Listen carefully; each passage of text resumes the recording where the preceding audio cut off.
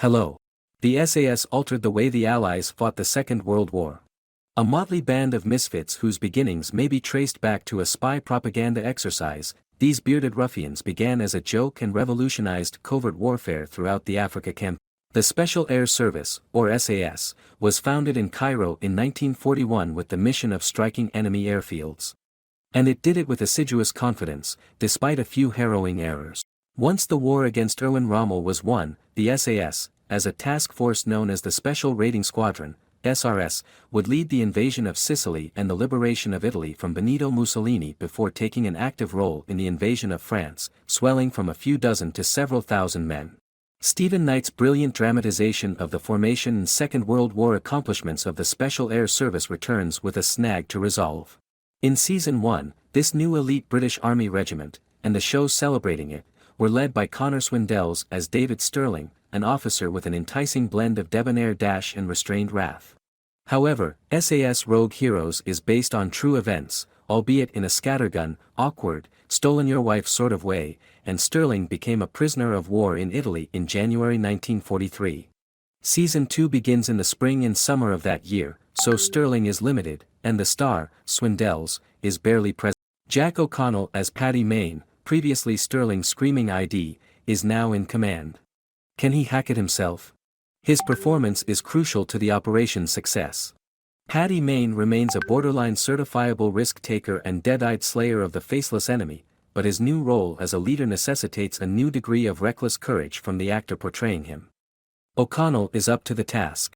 After assisting in gaining control of North Africa in the first season by undertaking insanely dangerous missions behind enemy lines, the fledgling SAS is given what London-based strategist Dudley Wrangle Clark, Dominic West, drolly describes as a new and even more effective way of committing suicide. The men, temporarily rechristened the Special Raiding Squadron for devious army admin reasons, are to lead the southern extremities of the invasion of continental Europe, beginning with a landing on Sicily that the top brass expects will result in a 50% death rate.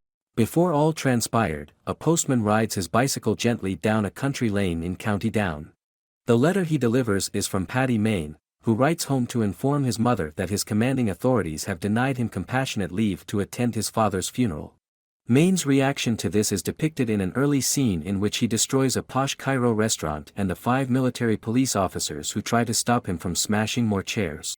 The Second World War, with its unquestionable casus belli, is secure ground for a play about military valor. Definitely, you couldn't dramatize the SAS post-war escapades without getting into thick ethical muck and disgusting soldiering fantasies. However, one may enjoy SAS Rogue Heroes without feeling like Alan Partridge salivating over an Andy McNabb paperback. Nonetheless, the series is aware of the class gaps within its cast. Despite a goal as unifying as fighting the Nazis, there is a strong element of wealthy guys directing working-class youngsters where and when to die. Paddy Mayne, portrayed by O'Connell, is the ultimate hero in this situation. His snarling rejection of authority is complete, and in the second season, he gains an intriguing new ally/antagonist in the form of David's older brother, Bill Stirling. Bill introduces himself to Paddy as the more diligent, less impetuous sibling, but his self-esteem is going to suffer. Paddy greeting Bill by looking him down and telling him there's no reason to respect him is one of several scenes in which O'Connell makes us want to punch the air. As Stirling attempts to persuade Mayne of their common interests, Gwilym Lee excels at eliciting the purportedly more sophisticated and capable man's conflicted feelings. Is Bill Stirling filled with dread, adoration, envy, or patrician disdain as he negotiates with a guy who personifies the reckless boldness required for his side to win? Lee delivers all of them at once. O'Connell's briefing of the SAS before their trip to Europe highlights his conflicting strengths and weaknesses. He struggles to accept his role as their superior, but eventually wins them over with a steely stillness and a quote from William Blake, "Prepare to meet our fathers in the sky."